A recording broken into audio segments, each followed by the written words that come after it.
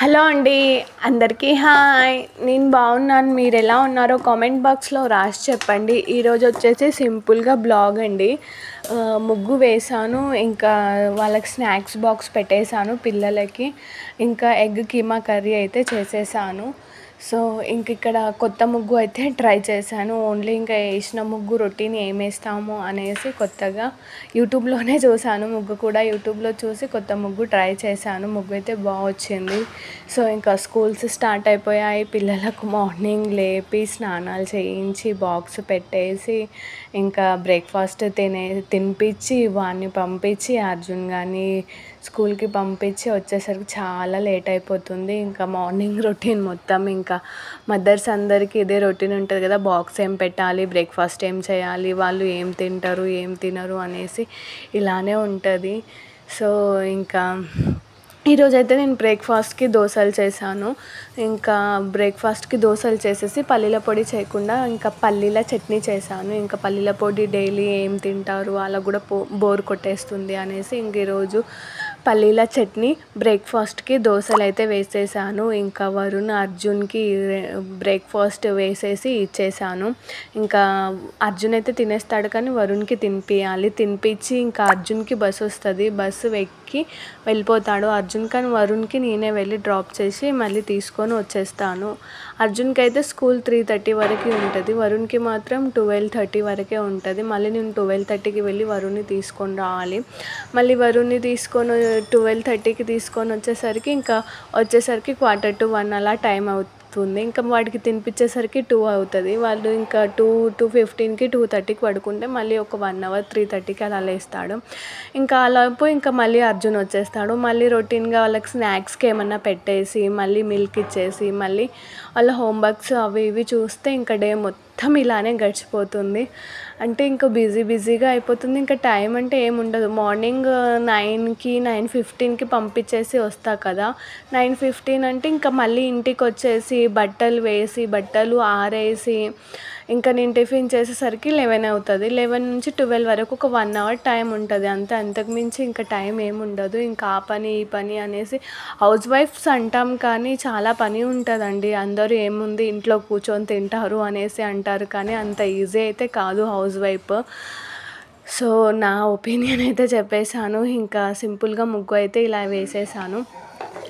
ఇంకా వీళ్ళకి స్నాక్స్కి అయితే మకానా ఫ్రై చేసి పెట్టేశాను. ఆల్రెడీ చాలా బ్లాగ్లో చూపించేశాను మకానా ఫ్రై ఎలా చేయాలో అనేసి. ఇంకా అర్జున్ గారికి ఎగ్ కర్రీ రైస్ పెట్టేశాను, అది వీడియో క్లిప్ మిస్ అయిపోయింది. ఇంకా ఫస్ట్ ఎగ్స్ ఉడకపెట్టేసి ఇంకా పక్కన రైస్ కూడా పెట్టేశాను మార్నింగ్ కాబట్టి.